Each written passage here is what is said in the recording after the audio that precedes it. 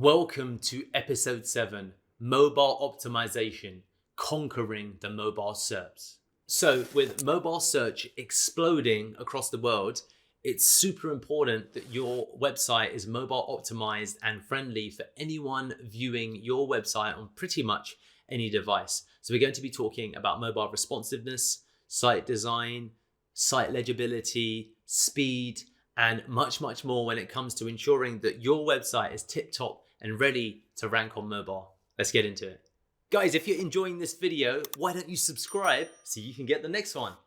So guys, not optimizing your website for the multiple mobile devices out there is a travesty, frankly. It's a little bit like going to a restaurant in central London, downtown Chicago, downtown Hong Kong, and not being able to get takeout, not even being able to order as a delivery. Imagine any restaurant that would operate in that fashion. They're probably very forgettable. And that's what will end up happening to your website if you don't optimize for all of the different major mobile devices out there. So think about that and let me show you exactly how you can do that in the next few minutes. So we're going to be going through the DSC, Dope Design, Super Speed, and Contagious Content. Let's move. So let's talk about dope design and let's move you forward in a direction that goes beyond the obvious. So at one level, of course, you want to take a look at mobile design templates. You want to take a look at what your competition are doing. But within that, to ensure you have dope design, there's also a really strong technical element to it, as well as other pieces that I'm going to introduce to you by walking you through what Semrush have available from a mobile perspective. So when we go into site audit, one of the interesting things is if we go ahead and go to create project in here, I'll put in something that I prepared earlier, Pearl Lemon Catering. This is, by the way, called Jump Cut. It's very good. It exists on the Mac. There's probably going to be other tools like this. So go ahead and put that into there. I'll leave the project name blank. Now, what's interesting in here is that you'll see if we go to crawler settings, there are user agents and you can use the site bot, as you can see, or the Google bot. Now, these are basically the same user agent, the same crawler. They're just different names, and fundamentally you can use Google bot in the instance that Semrush has been potentially blocked from crawling a website, which some sites do set up when they don't want some of the tools to reveal what they're working on from a competitor analysis perspective. And then when you go ahead and start this audit, there's a variety of options here. What you will see fundamentally is a series of results based upon the mobile setup for your site.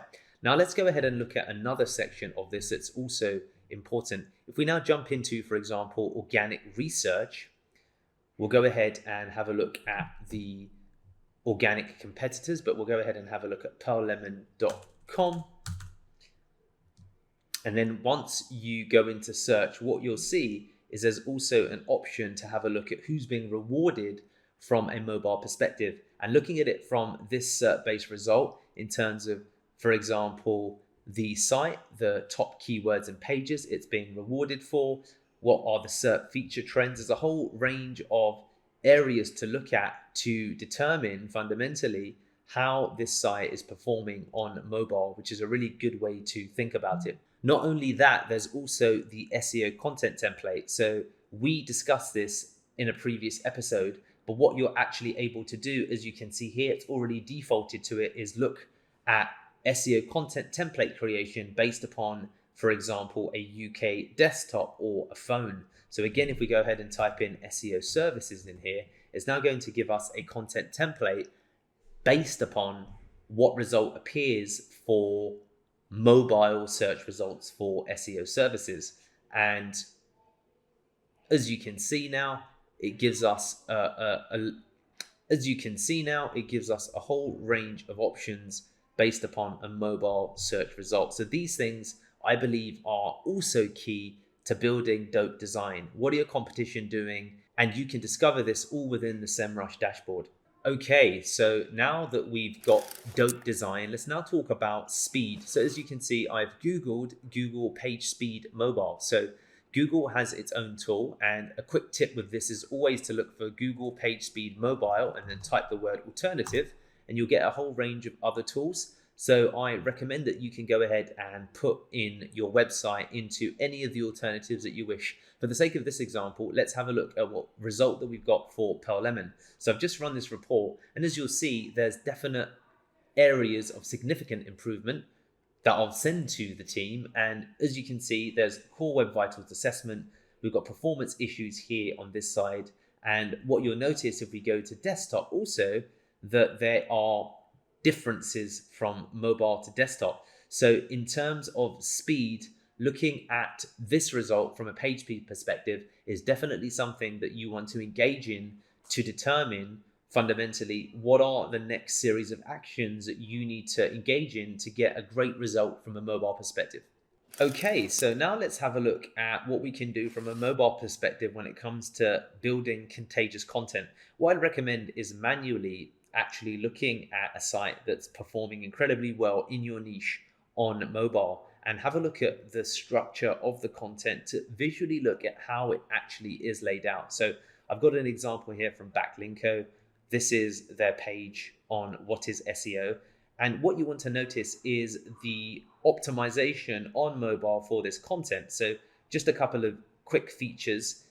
The title is very notable. They've got, instead of, for example, a table of content at the top, they've got a carousel with options to flick left, flick right, as you can see, and it jumps to the relevant position on the page. We've also got different colors for the HTML links, as well as images that are clearly optimized for mobile. So there's so much value that you can gain. And as you can see here, even it does have the table of contents.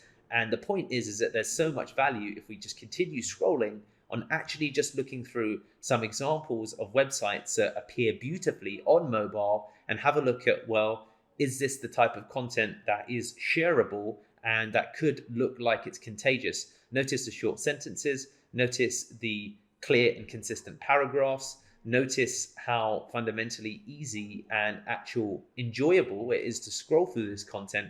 And now you've got a real sense on mobile of what it is like to build actual contagious content.